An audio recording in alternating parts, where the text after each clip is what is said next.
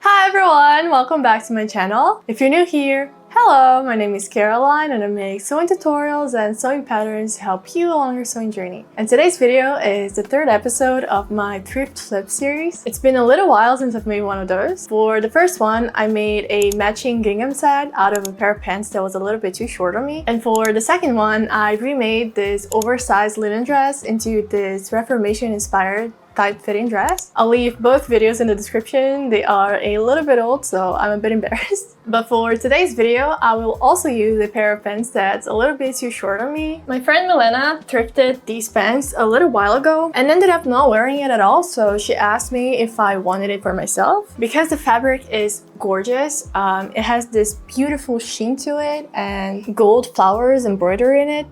But when I tried it on, it was too short, as usual, but she said I should keep it anyways and try to make something out of it. As I hope you can see, the waist actually fits me pretty well, but everything else doesn't. I guess the part that's supposed to be on my ankles is way too high on my calves and is extremely tight. I cannot even move around too much, but the upper part is fine. So what I think I'm going to do is I will cut this and make it into shorts. And then I'll use the leftovers from the legs to turn it into a top. It's a bit tight. I feel like kneeling down like this, it's gonna rip at any second, but I don't think I'm gonna have a lot of fabric to work with. So I'm planning on making the top backless just in case and use ties in the back. Let me show you my idea. I plan on keeping it very simple, making it a straight neckline, maybe just a little bit of an oval shape, and make it end at my natural waist. And I want the ties and the straps to be very thin, so instead of making it using fabric, I'll actually make it using this cord right here. It's called a satin cord, and it's 1 millimeter wide, very thin. It's a little bit shiny. I don't know if you can see that on camera, but it's a match. And I'll use the cord to make the back loops as well. But if you prefer, you can also use eyelets instead of making loops. I mean those silver things that we put in the back of corsets. I think it would look really cute either way, but now let's go learn how to make the pattern. For the pattern, I'm gonna start with my basic bodice block. I have a full tutorial here on my channel where I show you how you can make yours using your own body measurements. I'm going to link it in the description if you wanna check it out.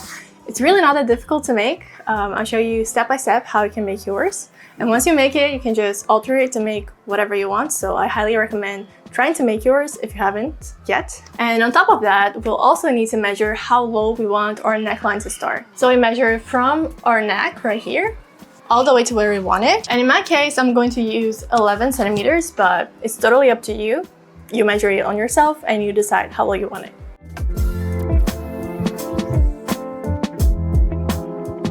So I copied the front to another piece of paper and I'm going to measure down the 11 centimeters that I told you for my neckline. And now I'm going to square it to the side. And if I don't take in a little bit here, it's going to start gaping once I sew. So this is something that's going to change depending on how big your cup is. But for me, usually 2 centimeters is more than enough. So I'm going to mark 2 centimeters to the side and I'm going to connect it to the apex. So I don't want mine to be a completely straight line. I want it to be a little bit curved. So I'm going to take this ruler here. I'm going to skip around one finger here just so the center is straight. It doesn't have like a pointy side. And I'm going to angle this. And I have to make sure that these two lines are the same measurement because otherwise when we sew them together, it's not going to match. So here we have 7 centimeters and I'm going to measure 7 to the other side as well. It's almost the same, just a little bit of a difference. And I'm going to redraw the curve. And now I can cut this just eliminating the darts, separating them into 2 pieces.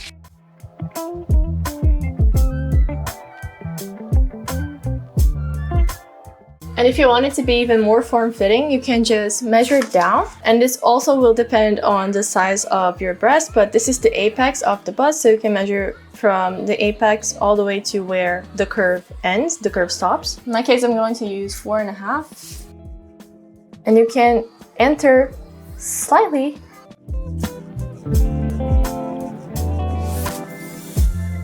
just so it follows more the shape of your bust. And depending on how big your breasts are, you're going to want a more accentuated curve, but in my case, this is enough.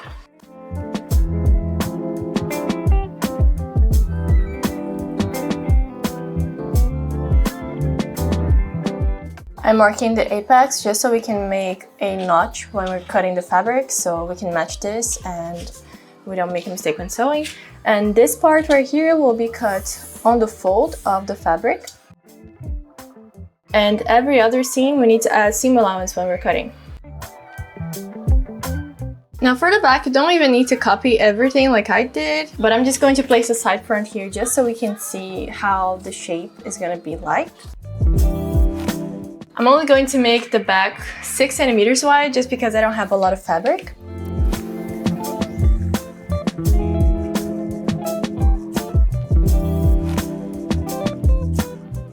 And we also need to add seam allowance all around when we're cutting. And if you want, you can already make the markings for the loops. And here we have the pattern pieces. So I tried the pants on and I measured how long I want my shorts to be. And on top of that measurement, I'm also going to add like around 3 fingers just in case, because I can always take it in later, but adding more fabric to it after I cut it, it's gonna be very much impossible. So I will add some extra, but for the shorts, it's very simple. I'm just going to cut it and then I'll hem it. But I'm gonna try to cut it the best way that I can so I can save more fabric for the top.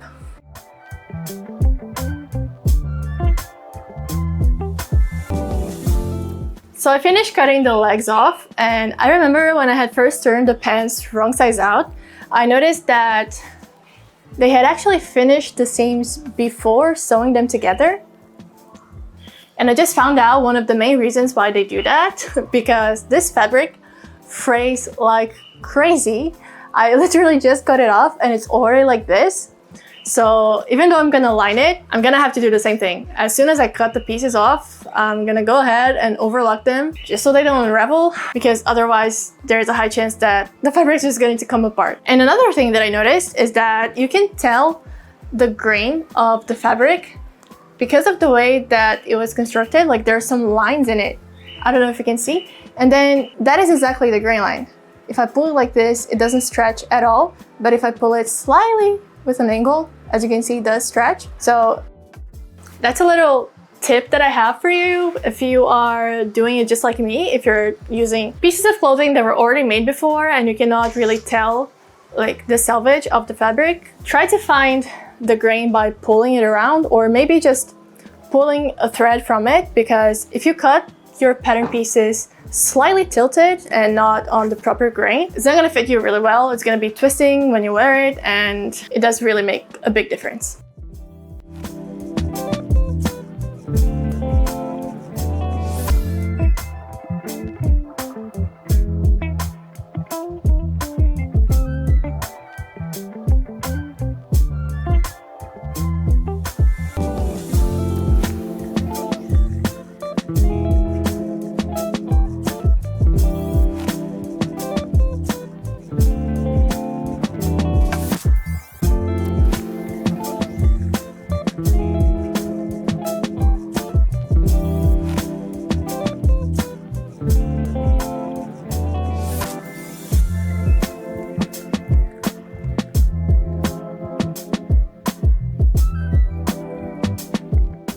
So here are all the pieces already cut. I only messed up a couple of times because I'm not used to adding seam allowance while cutting.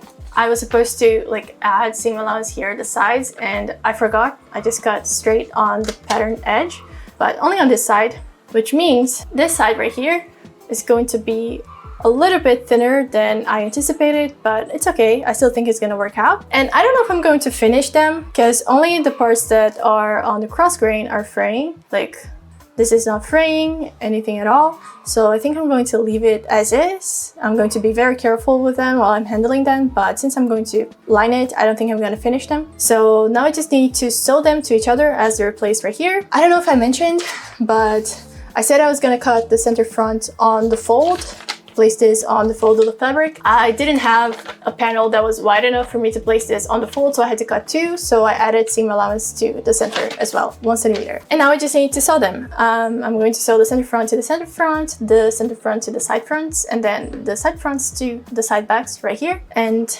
I'm gonna come back to show you what are the next steps.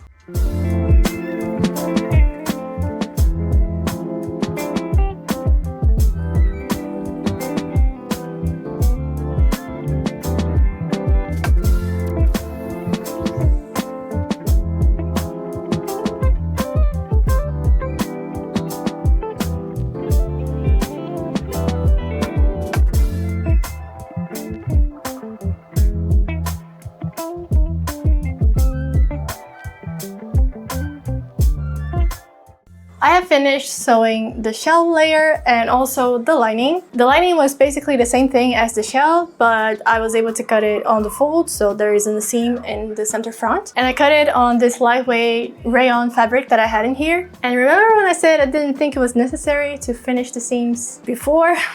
Now I am definitely regretting doing that because I'm afraid that the seam on the inside might keep unraveling. So don't be lazy like I am. If your fabric frays like this, finish it before sewing. I think I might regret this later. Now you're going to need the material that you're going to use for the straps / back ties. In my case, I'm going to use the cord, but if you want, you can also make very thin or thicker straps with the fabric that you're making the top. And I'm gonna put the top on and I'm going to mark where I want the strap to be placed. I want mine to be placed right here. I want them to be really apart from each other, like closer to the shoulder. And I'm going to take you to the table so we can finish our top. I transferred the mark to the other side as well. And I cut 2 very long pieces of cord that I plan on using as the straps, but also as the back ties. So I cut them very long. And I'm going to place it right where I placed the pin, like this. Actually, I think I'm not going to be able to pin through this because it's very thin. So I'm going to take it to the machine and I'm going to secure it beforehand just so it doesn't move around.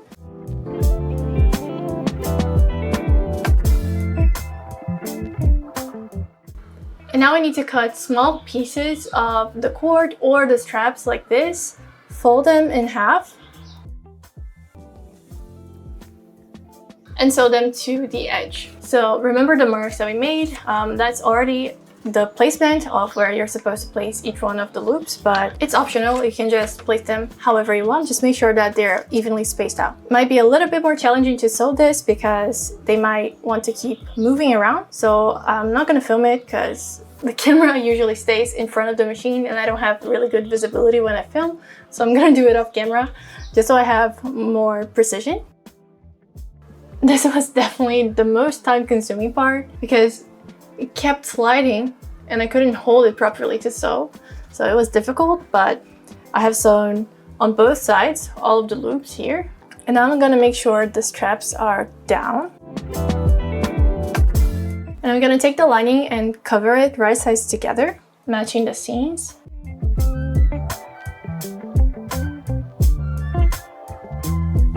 And I'm gonna sew all around the top. Now I'm gonna trim the seam allowance in the middle because I'm afraid it's a little bit too bulky. Now the next step is really important. We're going to turn the seam allowance towards the lining, like this. And we're gonna run a stitch on top of the lining, catching the seam allowance underneath, and that's called understitching. It's going to keep the lining from peeking through later.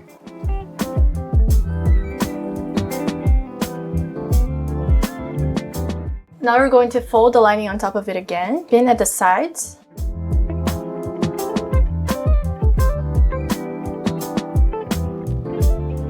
I'm gonna make sure to put all of the straps inside. And I'll pin it around just so it doesn't move and I don't risk sewing on top of it. And I'm also going to match the seams at the bottom and pin. And now I'm going to sew at the sides and at the bottom, but I'm going to leave a small bit at the bottom without sewing so I can turn it right sides out later.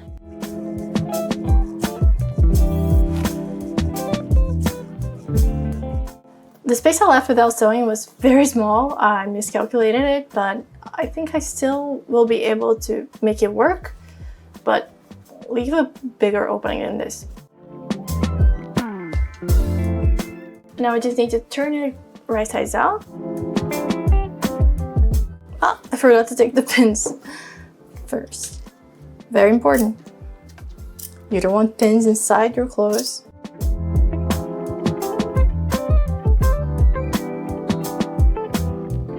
I'm still gonna go back in and cut the corners. I'm just turning it right sides out to see if everything's okay. Here are the loops.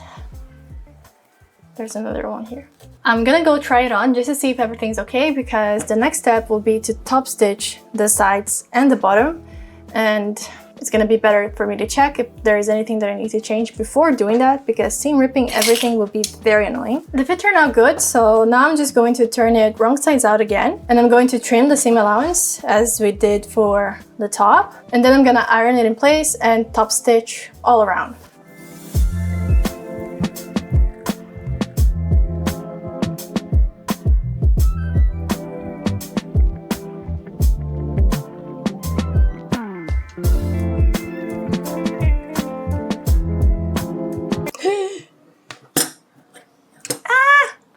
I got the strap!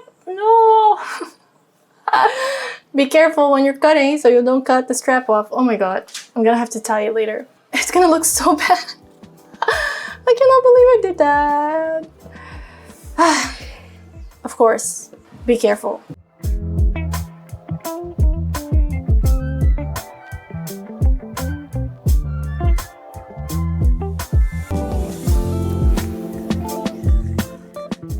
So now that I have finished the top, all I have left to do is hem the bottom of the shorts.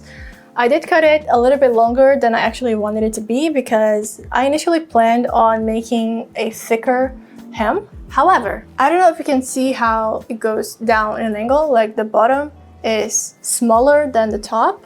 So if I fold it a lot, there will be fabric missing here.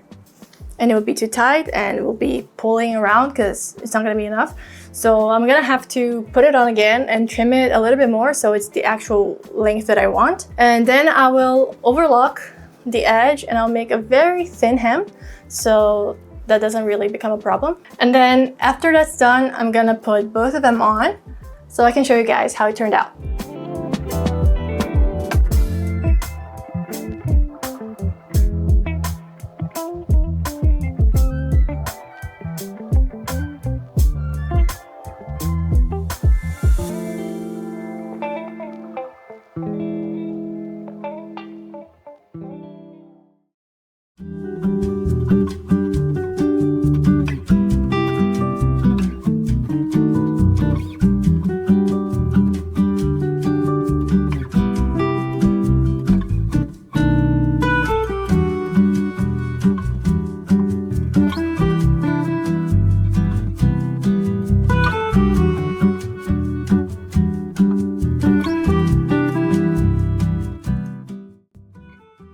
So I really hope you guys liked today's video. If it was helpful to you, don't forget to give it a like because it really helps the channel out. And I hope it has inspired you to upcycle a pair of pants that you have at home, because now I know I'm gonna be using this top so much more. The fabric is so pretty and it really deserves some love. And if you end up making something following the tutorial, don't forget to tag me on Instagram so I can see it too. I hope to see you guys around next time as well. Bye!